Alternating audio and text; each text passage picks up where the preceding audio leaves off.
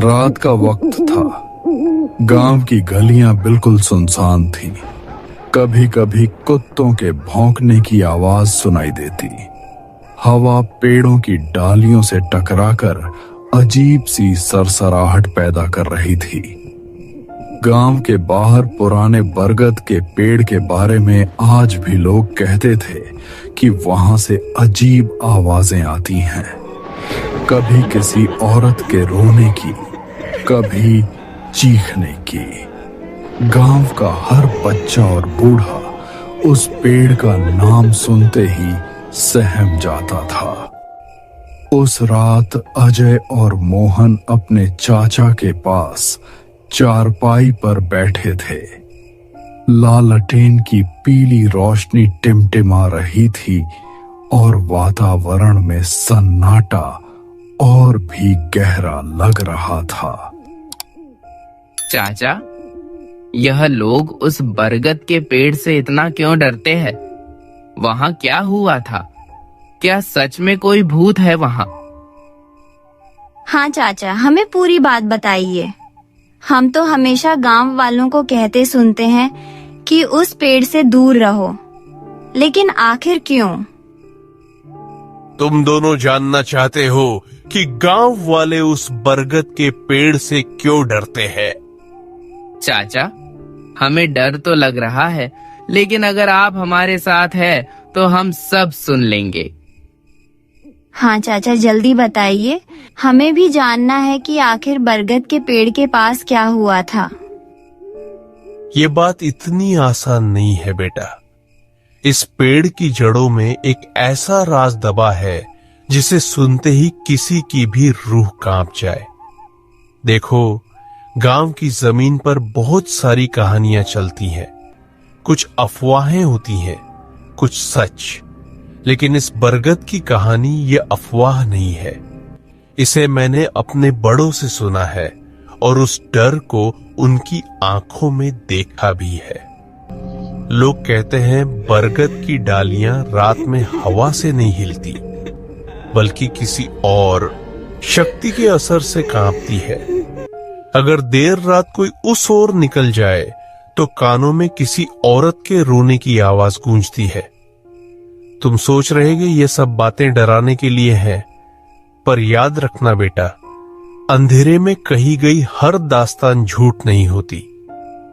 बहुत साल पहले इसी गांव में दो दोस्त रहते थे, किशन और रघु।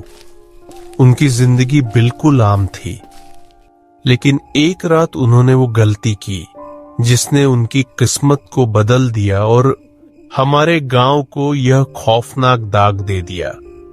आज मैं तुम्हें वही कहानी सुनाऊंगा, लेकिन ध्यान रखना, यह सिर्फ कहानी नहीं है, यह हमारी विरासत का डर है।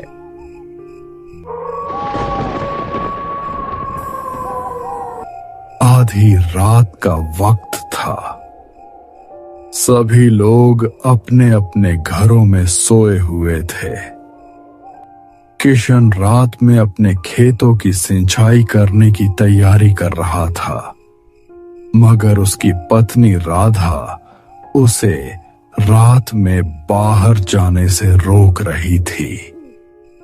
सुनिए जी, इतनी रात को खेत जाना जरूरी है क्या? कितना अंधेरा है बाहर, कुछ अच्छा नहीं लग रहा। राधा, पानी अभी छोड़ा है नहर से। अगर आज खेत नहीं सींचा तो फसल को नुकसान हो जाएगा। मैं जरा देखाऊं।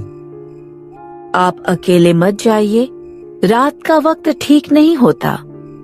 कम से कम सुबह का इंतजार कर लेते।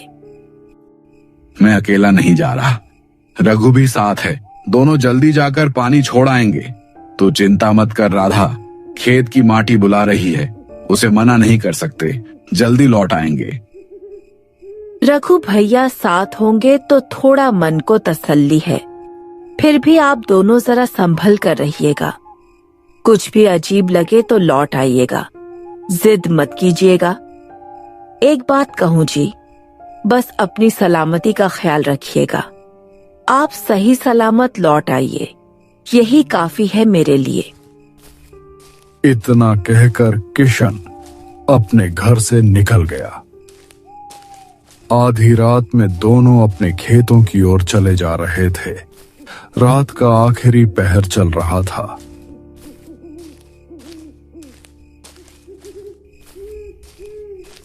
उन दोनों ने जानवरों से बचने के लिए आग जला ली थी। वह दोनों उसे बरगद के पेड़ से ज्यादा दूर नहीं थे। अचानक उनके कानों में किसी के चिल्लाने की आवाज सुनाई दी। वह चीख दिल दहला देने वाली थी। दोनों दोस्त बहुत बुरी तरह से डर गए थे। किशन, तूने सुना यह कैसी दिल दहला देने वाली चीख थी? किशन, जो अपने शरीर से लंबा तगड़ा था, वह भी चौंक कर बोला, हाँ सुनी मैंने भी। मेरा तो खून जम गया। मुझे लग रहा है हमें तुरंत वापस चलना चाहिए। इस अंधेरे और सन्नाटे में ऐसे आवाजें आना अच्छा संकेत नहीं है। लेकिन रघु, तूने ध्यान से सुना। यह सिर्फ चीख नहीं थी, इसमें मदद की पुकार भी थी। कोई तो है जो हमें पुकार रहा है। शायद कोई मुसीबत में फंसा है। हमें इंसानियत के नाते देखना ही पड़ेगा। ना, बिल्कुल नहीं। रात का वक्त है और तू जानता है इस समय खेतों और जंगलों में जाने कितनी आफतें घूमती हैं। कौन जाने वहां कोई जानवर हो, कोई लुटेरा हो या कुछ और। हम क्यों बेवजह अपने सिर मुसीबत डालें? हमें फौरन गांव लौट जाना चाहिए। तभी अचानक फिर से उस बरगद के पेड़ के पास से बचाव बचाव और रोने की आवाज गूंजने लगी। यह सब सुनकर दोनों घबरा गए। अचानक से मन में कुछ सोचकर कृष्ण ने वहीं पड़ी लाठी उठा ली और बरगद के पेड़ की ओर चल दिया। पगला गया है क्या तू? यह आवाज इंसान जैसी तो है, लेकिन लगती नहीं। इसमें कुछ अनजाना सा डर छुपा है। यह कोई साधारण मदद की पुकार नहीं है, बल्कि मुझे लगता है जैसे कोई हमें फंसाने के लिए जानबूझकर पुकार रहा हो। मैं कसम खाता हूं, यह इंसान की चीख नहीं लग रही। यह कुछ और है, कुछ बहुत भयानक। रघु, सोच जरा, अगर वहां सच में कोई फंसा है और हम डर के मारे भाग गए, तो कल अगर किसी की लाश मिली तो क्या लोग हमें माफ करेंगे? सब कहेंगे कि हम पास होकर भी मदद नहीं कर पाए। मैं तो इस बोझ के साथ नहीं जी सकता। मैं देखे बिना नहीं रुक सकता। डरपोक मत बन। डर से भागना आसान है, लेकिन हिम्मत दिखाना मुश्किल। अगर वहां कोई अनहोनी भी है तो सामना करना पड़ेगा। मैं तो जा रहा हूं, तू चाहे तो यहीं खड़ा रहे, लेकिन मैं किसी की मदद की पुकार को अनसुना नहीं कर सकता। किशन के ऐसी बातों से रघु चुप हो गया और किशन भागते हुए कुछ ही पलों में उस भयानक जंगल में घुस गया। हे भगवान, यह लड़का तो मानने को तैयार ही नहीं। अब अकेला यहां अंधेरे में कैसे रुकूं? कहीं सच में कुछ निकला तो? मजबूरन मुझे भी इसके पीछे जाना पड़ेगा, वरना सुबह लोग कहेंगे कि मैंने अपना दोस्त मुश्किल में छोड़ दिया। थोड़ी देर बाद ही वे दोनों जंगल के बीचों बीच खड़े थे। रात के अंधेरे में वह दोनों आंखें फाड़ फाड़ कर देखने की कोशिश कर रहे थे। इतनी ही देर में उस औरत की चीखें उन दोनों के कानों में पड़ी। किशन और रघु चिक की दिशा में भागने लगे। वह दोनों थोड़ी ही डर गए थे। तभी सामने से तेजी से कोई भागता हुआ आया और किशन से टकरा गया। उससे टकराने वाली एक औरत थी। डर के मारे वह किशन से लिपट सी गई और डरते हुए कह रही थी, बचाओ बचाओ, मुझे कोई बचाओ, मैं अकेली हूँ, कोई मेरी मदद करो। इतना कहकर वह किशन की बाहों में ही बेहोश हो गई। किशन उसकी खूबसूरती को देखा ही रह गया। फिर रघु से बोला, रघु, ये देख, ये औरत डर से थर-थर कांप रही थी और मेरी बाहों में ही बेहोश हो गई। मुझे लगता है यह बड़ी मुसीबत में। किशन, मुझे अच्छा नहीं लग रहा। यह सब बहुत अजीब है। आधी रात को अकेली औरत, वो भी इस सुनसान खेतों में। तू नहीं समझ रहा, इसमें कुछ गड़बड़ है। इसकी हालत देख प्यास और डर से बिल्कुल टूटी हुई लग रही है। तू जल्दी से पानी ले आ। इसे होश में लाना बहुत जरूरी है। मेरा भी मन नहीं कर रहा यहाँ से हिलने का, पर तू इतना जिद कर रहा है तो जाना ही पड़ेगा। लेकिन याद रख, अगर मेरे साथ कुछ हुआ तो जिम्मेदार तू होगा। रघु पानी लेने वहां से चल पड़ा।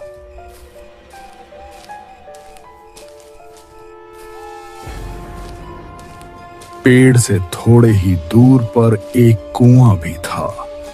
रघु जैसे ही कुएं के पास पहुंचा, अचानक पेड़ के पास से बहुत सारे घुंघरू की आवाज आने लगी।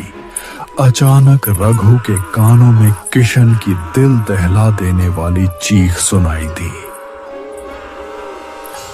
रघु तेजी से दौड़ते हुए किशन के पास पहुंचा तो सामने का मंजर देखकर उसके रोंगटे खड़े हो गए। एक बेहद खौफनाक चुड़ैल उसके सामने खड़ी थी और नीचे किशन की लाश खून से लथपथ पड़ी थी। और देखते ही देखते उसे भयानक दिखने वाली चुड़ैल ने किशन की मृत पड़ी लाश को खाना शुरू कर दिया। रघु के वहां भागने से पहले ही चुड़ैल ने उसे भी घेर लिया।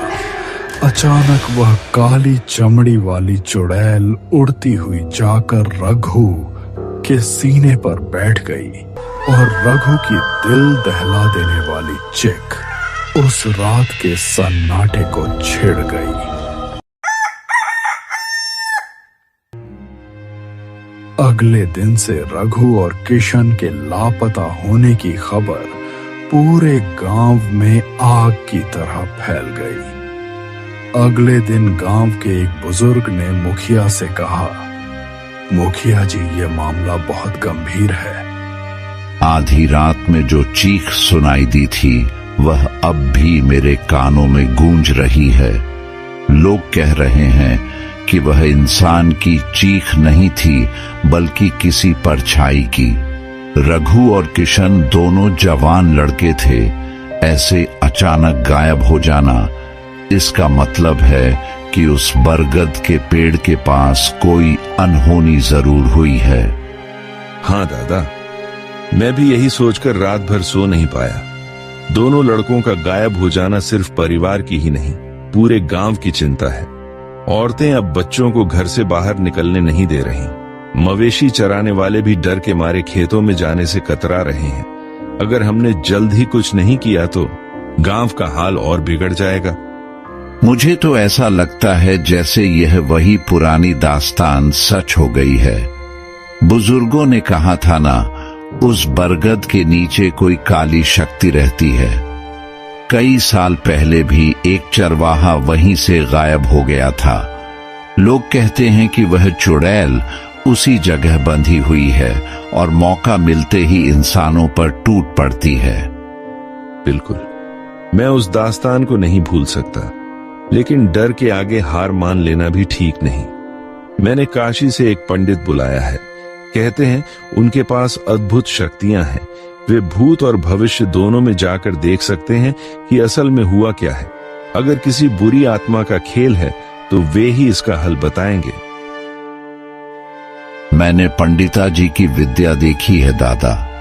मैंने उन्हें बुलाने में देर नहीं की। आज रात वे गांव पहुंचेंगे, तभी असलियत का पर्दा उठेगा। रघु और किशन का राज और उस बरगद की परछाई में छुपा हुआ डर सब सामने आ जाएगा। अगर यह सच है तो अब हमारी आखिरी उम्मीद वही पंडित है। लेकिन एक बात कहूं, आप भी जानते हैं कि साधारण मंत्र तंत्र से यह चुड़ैल नहीं मानने वाली। उस पंडित के पास सचमुच की शक्ति होनी चाहिए, वरना हम सबके लिए खतरा और बढ़ जाएगा। तभी सभी गांव वालों के कानों में पंडित की आवाज टकराई। डरो मत, मैं आ गया हूँ। तुम्हारे गांव पर जो साया मंडरा रहा है, उसे अब और देर तक छुपने का मौका नहीं मिलेगा।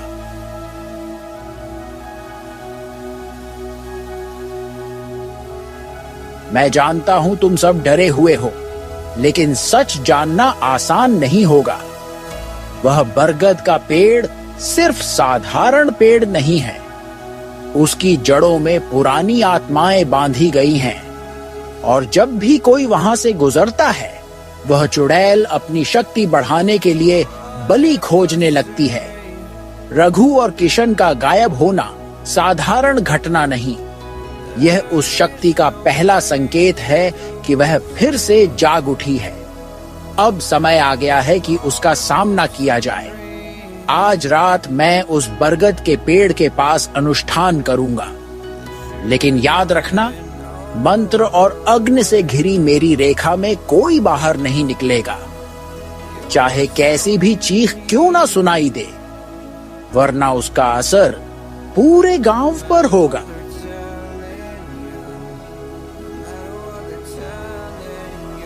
इसके बाद सभी गांव वाले पंडित के साथ उसे पेड़ के पास आ गए।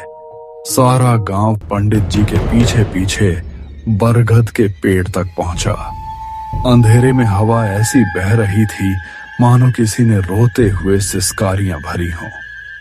पेड़ के चारों ओर घना सन्नाटा पसरा हुआ था।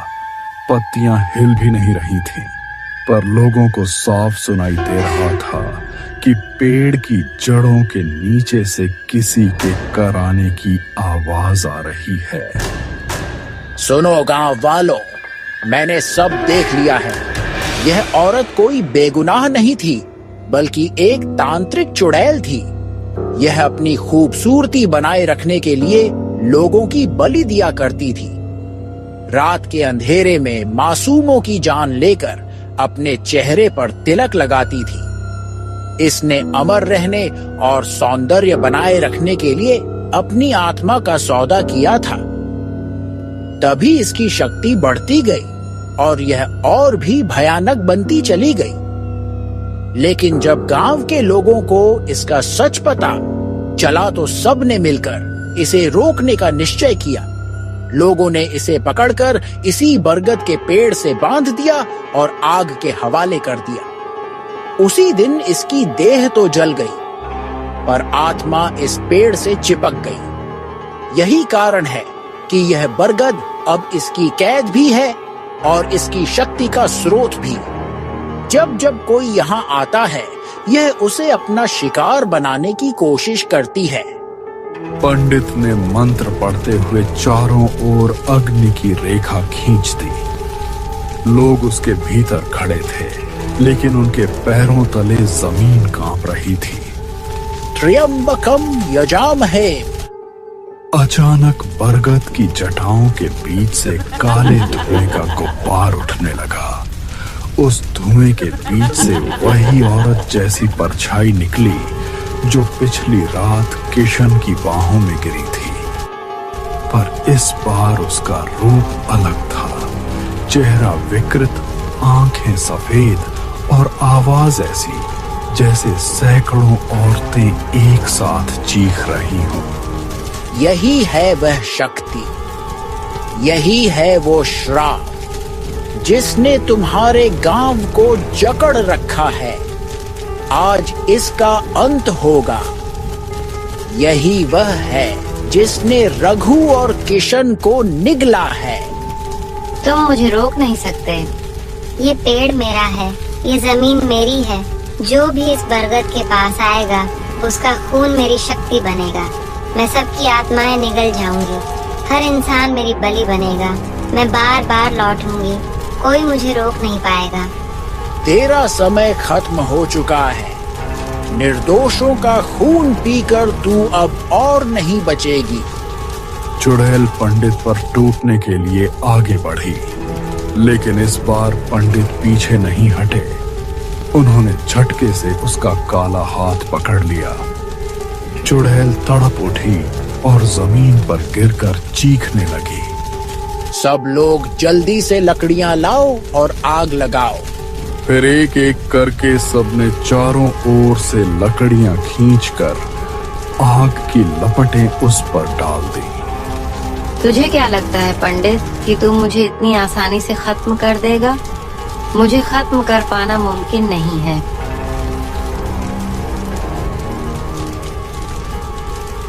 कुछ ही देर में चुड़ैल का पूरा शरीर राख बनकर जमीन पर बिखर गया।